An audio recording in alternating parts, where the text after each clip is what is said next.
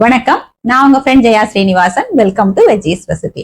இன்னைக்கு நம்ம veggies recipe கிச்சன்ல பரங்கிக்காய் தீயல் பண்ண போறோம். தீயல் அப்படிங்கிறது கேரளா ரெசிபி.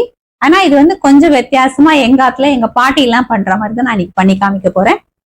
சாம்பார் பொடி எல்லாம் போடாம இதுக்காக ஸ்பெஷலா வறுத்தரைச்சி பொடி பண்ணி போட்டு நம்ம பண்ண போறோம். பரங்கிக்காயில தீயல் பண்ண போறோம். இதையே கத்திரிக்காய், முருங்கைக்காய், வெண்டைக்காய், இது மாதிரி மத்த காயில கூட நம்ம பண்ணலாம். ஆனா பரங்கிக்காயில பண்ணும்போது இன்னும் கொஞ்சம் டேஸ்டா இருக்கும். சாதத்துக்கு பசஞ்சு சாப்பிடவும் நல்லா இருக்கும். தயிர் சாதத்துக்கு, பருப்பு சாதத்துக்கு எல்லாம் தொட்டுக்கலாம். வெண்பொங்கல், உப்புமா அதுக்கெல்லாம் தொட்டு சாப்பிடறதுக்குமே பிரமாதமா இருக்கும். ஃபர்ஸ்ட் டைம் சேனலை பாக்குறீங்கன்னா ப்ளீஸ் சப்ஸ்கிரைப் பண்ணுங்க. பெல் ஐக்கானை கிளிக் பண்ணி ஆல் ஆப்ஷன் கொடுத்துட்டீங்கன்னா நான் போடக்கூடிய எல்லா வீடியோஸும் குவிக்கா உங்களுக்கு ரீச் ஆகும். வாங்க என்னோட ஸ்டைல்ல பரங்கிக்காய் தீயல் குவிக்கா எப்படி பண்றதுன்னு பார்க்கலாம். ஒரு பெரிய நெல்லிக்காய் அளவுக்கு புளி எடுத்துட்டு இருக்கேன். இதை நல்லா வாஷ் பண்ணிட்டு ஊற வச்சுடலாம். அதுக்கப்புறம் புளி ஜலத்தை கரைச்சி எடுத்துப்போம்.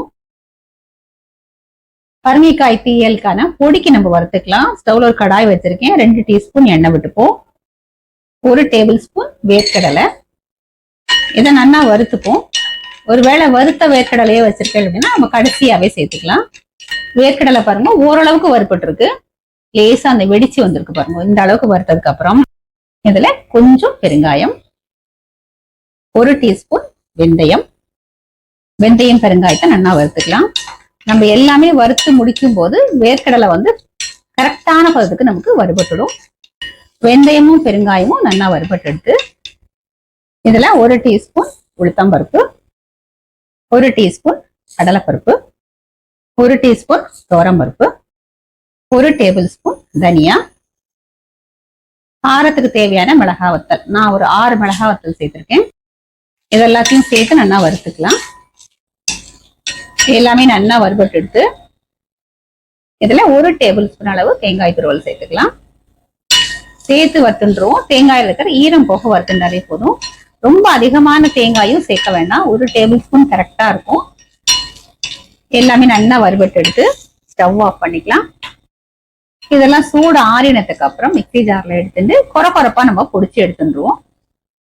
பொடிக்கிறச்ச இந்த மிளகாயோட காம்பு இருக்குல்ல, இதெல்லாத்தையும் நம்ம எடுத்துடலாம். ஒரு கடாய் வச்சுட்டு 1 டேபிள் ஸ்பூன் எண்ணெய் விட்டுக்கலாம். எண்ணெய் சூடானதும் 1 கீத்து பரங்கிக்காய், அப்ராக்சிமேட்டா 150 கிராம் இருக்கும். தோலை சீவி விட்டு இதை போல கட் பண்ணிட்டு சேர்த்துக்கலாம். இது கொஞ்சம் சாஃப்டான வரைக்கும் நம்ம வதக்கி விட்டுப்போம். பரங்கிக்காய் பாருங்க நல்லா சாஃப்டா வதங்கி எடுத்து இந்த மாதிரி வதக்கிட்டோம் அப்படின்னா அந்த பரங்கிக்காயில இருக்கிற பச்சை வாசனையும் போயிடும். இதுல நம்ம கரைச்சி வச்சுக்கிற புளி ஜலத்தை விட்டுடுவோம். இந்த குழம்புக்கு தேவையான அளவு உப்பு, 1/4 டீஸ்பூன் மஞ்சள் பொடி, கொஞ்சம் கருவேப்பிலை. இதெல்லாம் சேர்ந்து நல்லா கொதிச்சு வரட்டும். புளி ஜலத்தோட பச்சை வாசனையும் போகட்டும். அதுக்குள்ள நம்ம வறுத்து வச்சிருக்கோம் இல்லையா, அதெல்லாம் சூடு ஆறிடுது. அதை பவுடர் பண்ணி எடுத்துருவோம். புளிஜலம் நல்லா கொதிச்சு பச்சை வாசனை போயிடுத்து. பரங்கிக்காய் பாருங்க சாஃப்டா வெந்திருக்கு. நம்ம வறுத்ததை இதை போல கொரப்பா பொடி பண்ணி வச்சிருக்கேன். இந்த பொடியை சேர்த்துடுவோம். கட்டி தட்டாம நல்லா மிக்ஸ் பண்ணி விட்டுக்கலாம். கொஞ்சம் ஜலம் விட்டுக்கலாம். கொதிக்கும் போது இன்னும் கொஞ்சம் திக்காகும். 1 டேபிள் ஸ்பூன் அளவுக்கு வெல்லம் சேர்த்துப்போம். இது நல்லா சேர்ந்து கொதிச்சு வரட்டும்.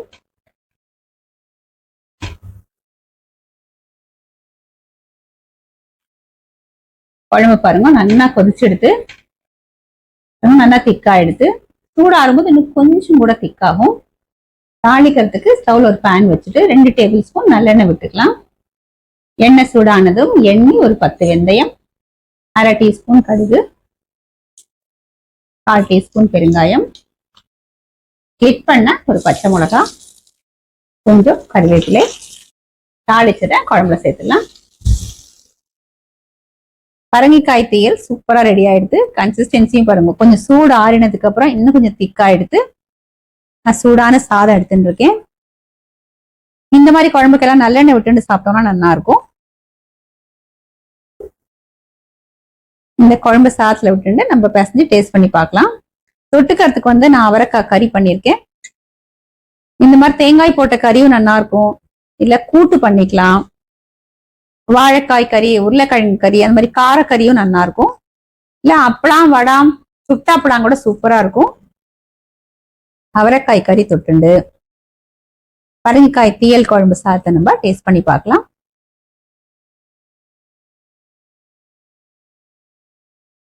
பிரமாதமா இருக்கு. எப்பயும் நான் சொல்றதான், ட்ரெடிஷனல் ரெசிபி அடிச்சுக்கவே முடியாது. இதோட டேஸ்ட் ஃபிளேவர் வந்து எல்லா ஜென்ரேஷன் பீப்புளுக்குமே ரொம்ப பிடிக்கும். நல்லா உப்பு புளிப்பு காரம் லேசான ஒரு இனிப்போட ரொம்ப பிரமாதமா இருக்கு. கொஞ்சம் வெல்லமும் சேர்த்திருக்கோம். பிளஸ் இந்த பரங்கிக்காய்க்கே உள்ள ஒரு லேசான ஒரு ஸ்வீட்னஸ் அதுவும் கலந்து ரொம்ப பிரமாதமா இருக்கு. நம்ம ஃப்ரெஷ்ஷா வறுத்து அரைச்ச அந்த பொடியோட ஃபிளேவரும் ரொம்ப நல்லா இருக்கு. அந்த ஃபிளேவர் மட்டும் இல்ல, அந்த குழம்புக்கே ஒரு நல்ல கரெக்டான ஒரு திக்னஸையும் அது கொடுத்துரும். இந்த தீயல் குழம்புக்கு வந்து தேங்காய் ரொம்ப அதிகமா சேர்க்கக்கூடாது, ரொம்ப கம்மியா ஒரு டேபிள் ஸ்பூன் அளவு சேர்த்தாலே போதும். இப்ப புளி வந்து ஜாஸ்தி வேண்டாம் அப்படின்னா, நம்ம இன்னைக்கு எடுத்துட்ட அளவுல பாதி புளிய ஊற வச்சு கரைச்சிட்டு 2 தக்காளி பழத்தை கூட அரைச்சு சேர்த்துக்கலாம், அதுவும் நல்லா இருக்கும். இல்ல தக்காளியே வேண்டாம்னா இன்னைக்கு நம்ம பண்ண மாதிரி ஃபுல்லா புளி ஜலத்திலேயும் பண்ணலாம். இந்த 2 விதத்துல எப்படி பண்ணாலும் டேஸ்ட் நல்லா இருக்கும், கொஞ்சம் டிஃபரெண்டா இருக்கும். இதே மாதிரி இதே மெத்தட்ல இதே அளவுகளோட இந்த பரங்கிக்காய் தீயல், பரங்கிக்காய் அல்லது மத்தவங்களுக்கு பிடிச்ச காய் சேர்த்து நீங்க ட்ரை பண்ணி பாருங்க. ஃபர்ஸ்ட் கிளாஸா இருக்கும், எல்லாருக்குமே ரொம்ப பிடிக்கும். சாப்பிடறதுக்கு கொஞ்சம் நல்லா லைட்டாவும் இருக்கும். ட்ரை பண்ணி பார்த்துட்டு எப்படி வந்ததுன்னு கமெண்ட்ல சொல்லுங்க. லைக் பண்ணுங்க, உங்க ஃப்ரெண்ட்ஸ் அண்ட் ஃபேமிலியோட ஷேர் பண்ணுங்க. இன்னொரு புது ரெசிபியோட நாளைக்கு நான் உங்களை மீட் பண்றேன். தேங்க்ஸ் ஃபார் வாட்சிங்.